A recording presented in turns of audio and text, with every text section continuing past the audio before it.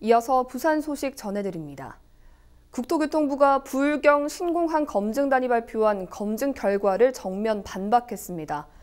국토교통부는 김해 신공항 건설 계획은 해외 전문기관과의 충분한 검토를 거쳐 수립됐다며 반박 의견을 제시했습니다. 국토부는 부울경 검증단이 주장하는 충돌 위험의 경우 장애물과의 충분한 안전 공간을 확보했기 때문에 문제가 없다는 의견을 내놨습니다. 소음 문제도 활주로 배치나 이착륙 항로 변경 등으로 기존보다 줄어들 것이라는 입장을 밝혔고, 활주로 길이의 경우에도 설계 매뉴얼에 따라 길이를 산정했기 때문에 증설할 필요가 없다고 말했습니다. 부울경 신공항 검증단의 결과 발표에 이어 대구시장과 경북도지사가 재검토를 수용할 수 없다는 공동 성명서를 발표했습니다. 대구시장과 경북도지사는 김해 신공항 건설이 영남권 신공항 건설을 둘러싼 오랜 논란 끝에 5개 시도의 합의에 따라 결정된 사안이라며 일부 지역의 이기주의와 정치적 필요에 따라 무산돼서는 안 된다는 입장을 내놨습니다. 또 국무총리실이 부울경 검증단의 의견을 받아들여 신공항 건립을 재검토한다면 반드시 5개 시도의 합의를 거쳐야 할 것이라고 덧붙였습니다. 일주일 사이를 두고 발생한 진주 안인득과 창원 10대 사건 모두 평소 관리되지 않았던 정신질환자에 의한 범행이었습니다. 평소 이웃들이 불안해할 정도로 그 증상은 뚜렷했다고 하는데요. 해당 지역 보건소는 사건이 터진 뒤에야 뉴스를 보고 알았습니다. 조현병 환자에 대한 관리가 필요하다는 목소리가 힘을 얻고 있습니다. 보도에 송국회 기자입니다. 흉기로 사망한 주민만 5명, 부상자는 16명. 끔찍한 사건의 범인인 안인득은 9년 전 조현병 진단을 받았습니다. 이후로 진주 아파트에서 참극을 벌이기까지 조현병 치료를 68차례나 받았지만 3년 전 중단했습니다. 경찰은 치료 중단 후 증상이 악화되면서 피해 망상으로 생긴 분노감이 범행으로 이어졌다고 결론냈습니다. 일주일 뒤 창원에서 위층 할머니를 살해한 10대 역시 조현병 환자였습니다. 이 둘 모두 정신병원에 입원했거나 외래 진료도 받아왔습니다. 하지만 지역 보건소를 비롯해 어떤 정부 기관도 이 사실을 알지 못했습니다. 조현병 환자의 등록 제도가 없진 않지만 환자의 병원 입원 기록을 보건소에 알리려면 환자 동의가 필요한 겁니다. 퇴원 사실 통보서라고 퇴원을 하게 되면 저한테 이제 공문을 보내긴 하는데 그것도 본인 동의가 있어야 돼요. 질환의 중증 여부를 떠나 외래 진료만 받는 경우는 아예 보건당국에 알리는 절차도 없습니다. 문제는 또 있습니다. 치료를 받고 퇴원을 해도 지속적인 관리를 위한 정신재활시설이 턱없이 부족합니다. 영남은 특히 정신질환자들이 좀 회복이 돼서 퇴원을 해가지고 갈 데가 없습니다. 그러니까 정신건강 재활시설이 전국에서 제일 꼴찌입니다. 그럼에도 불구하고 정신과 병원이나 의원수는 전국에서 제일 높습니다. 방치된 조현병 환자로 인해 무고한 시민들의 목숨이 희생되면서 조현병 환자의 촘촘한 등록과 관리 시스템이 절실하다는 목소리가 커지고 있습니다. 헬로티비 뉴스 송국혜입니다. 진주와 창원의 살인사건 피의자들의 경우 사건이 일어나기 전 가족들이 강제 입원을 시도했는데요. 하지만 본인이 치료를 거부해 법적으로 입원시킬 방법이 사라지면서 살인사건을 예방하지 못했다는 지적이 제기되고 있습니다. 보도에 표영민 기자입니다. 경남 창원시 마산화포구의 한 정신과 의원입니다. 창원 조현병 살인 10대 피의자 A군이 지난 2월까지 치료를 받던 곳입니다. 가족들은 치료 중단으로 A군의 상태가 악화되자 정신병원에 강제 입원을 시도했습니다. 하지만 A군 본인의 동의가 없어 번번이 무산됐습니다. 아닙니다. 2019년 2월 2일까지 어떤 지도를 받고요. 입원을 권유했는데 또 본인이 어떤 동의를 하지 않아가지고 입원을 하지 못한 그런 상태였습니다. 현행법상 정신질환자의 강제 입원을 위해서는 3가지 조건 중 하나를 충족해야 합니다. 입원 치료가 필요하다는 전문의 2명의 진단과 보호자 2명의 동의가 있거나 전문의나 경찰이 타인에게 위협이 될 수 있다고 판단했을 때 질환자를 지자체에 입원을 요청하는 경우, 정신질환자가 주변에 해를 끼치는 응급 상황에서 의사 1명과 경찰관 1명의 동의를 받아 입원시킬 수 있습니다. 이처럼 2017년부터 강화된 정신건강복지법이 시행되면서 비자발적 입원, 이른바 강제 입원이 어려워졌습니다.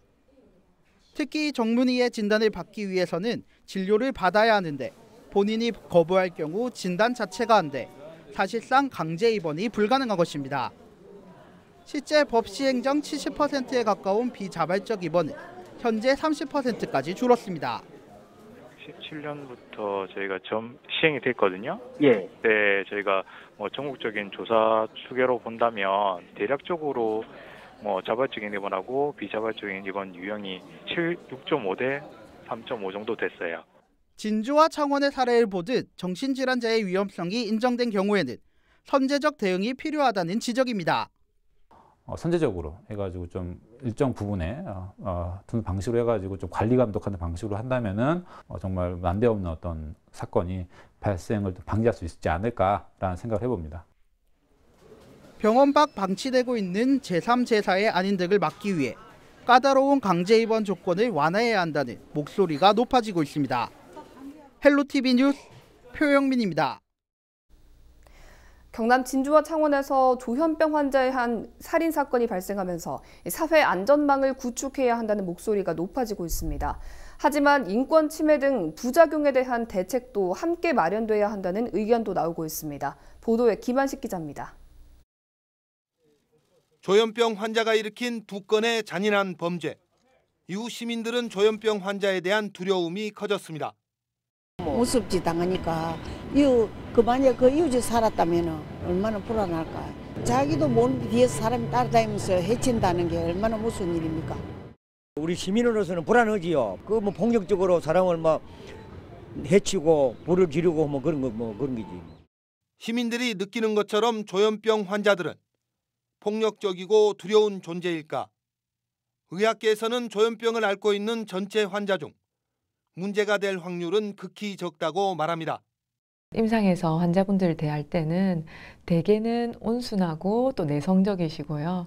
좀 말씀도 없으시고 해서 이런 폭력적인 것과 문제가 될 만한 행동을 하는 분들은 아주 극소수에 불과. 현재 조현병 환자 범죄 예방을 위해 사법입원 제도가 논의되고 있습니다. 사법입원이란 사법기관이 환자의 상태와 가정 환경 등을 고려해 입원 여부를 판단하는 제도입니다.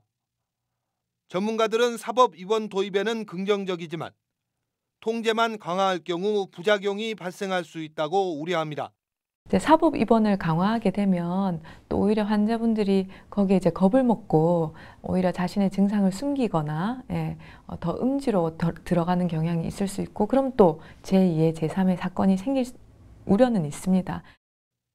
결국 근본적인 대책은 조현병에 대한 사회적 시각과 꾸준하게 치료를 받을 수 있는 환경을 구축해야 한다는 것이 전문가들의 의견입니다. 현재 조현병 환자에 대한 외래치료 명령제가 시행 중이지만 유명무실합니다. 절차상 환자가 거부하면 실제 강제할 수 없기 때문입니다. 이 때문에 사법입원 시행에 앞서 기존 시스템을 먼저 보완해야 한다는 지적입니다. 이분들이 이제 지역사회에서 생활하실 때 치료를 지속하는 게 더 필요하기 때문에 외래치료 명령제라는 기존에 있는 이 시스템을 좀 더 강화하고 법적으로 좀 규제하는. 인권이라는 명분으로 불특정 다수 시민들의 안전을 위한 장치 마련을 미룰 수 없습니다. 하지만 제도 강화에 앞서 근본적인 해결책은 무엇인지 한 번 더 고민해보는 지혜가 필요해 보입니다. 헬로티비 뉴스 김한식입니다. 편집성 정신분열증, 즉 조현병 환자에 의한 살인사건이 잇따라 발생하면서 충격을 주고 있습니다.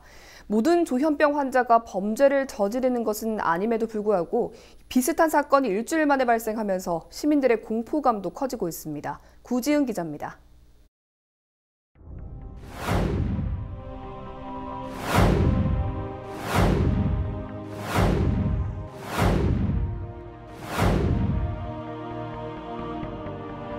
조현병을 앓고 있던 이웃에게 5명이 목숨을 잃은 진주 방화 흉기 살인사건. 진주 참사 일주일 만에 창원 마산에서 10대가 위층에 살고 있던 이웃을 잔인하게 살해했습니다. 이번에도 범인은 조현병 진단을 받은 정신질환자였습니다.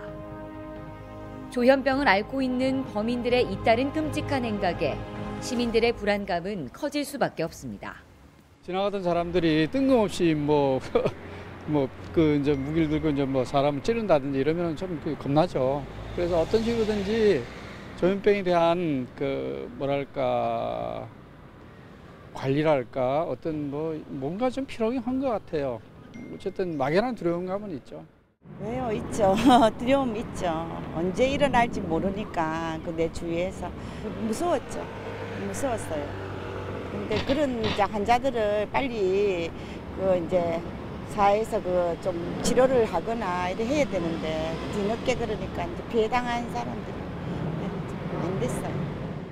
조현병 환자에 대한 체계적인 관리 시스템이 필요하다는 목소리도 적지 않습니다. 그런 부분에 관련해서 이제 조금 정책 지원이라든지 뭔가 상담 쪽으로 좀 더 개발이 필요한 것이 아닌가, 심리학적으로 좀 더 필요한 게 아닌가 하는 생각이 듭니다. 많이 불안한 거는 맞는데 이제 또 우리가 얼마나 또 관심이 또 가지냐에 따라 다른 것 같고 또 이게 또 무관심 속에서 이렇게 또 살아다 보니까 그분이 혼자 살았다 하더라고요. 이제 또 이웃 사람의 관심도 더 중요한 것 같고. 경남도 내 추정되는 조현병 환자만 5만여 명. 하지만 등록된 조현병 환자 중 제대로 된 치료를 받고 있는 사람은 4천여 명에 그치고 있습니다. 헬로티비 뉴스 구진입니다. 동아대 학교 대신요양병원이 25일 개원식을 갖고 본격적인 운영에 들어갔습니다.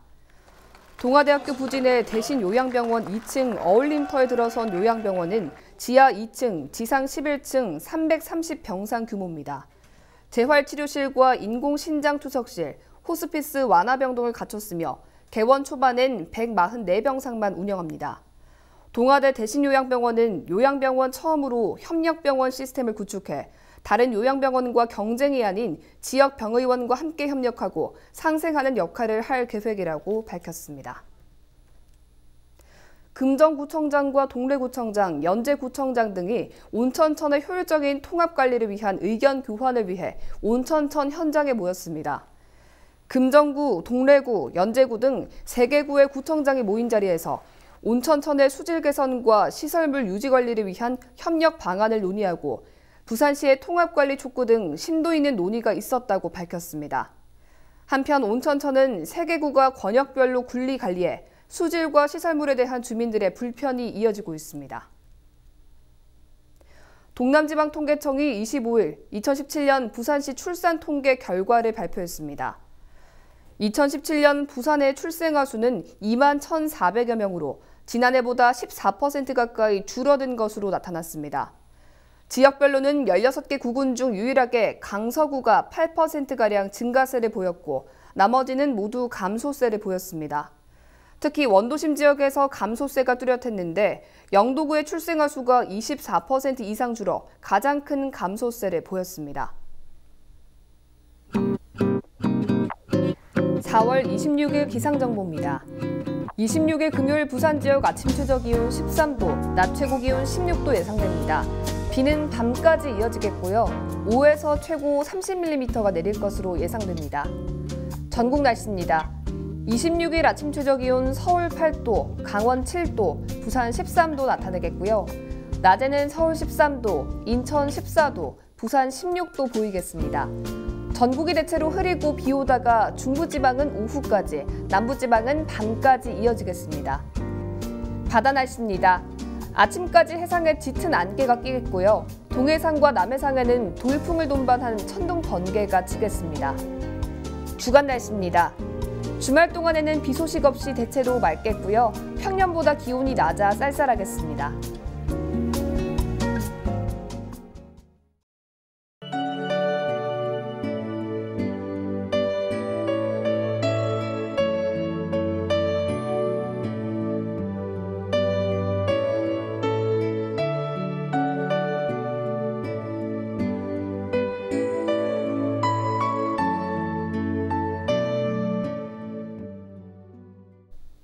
이상으로 뉴스를 마칩니다. 저희는 언제나 지역 주민 여러분 곁에 있겠습니다. 고맙습니다.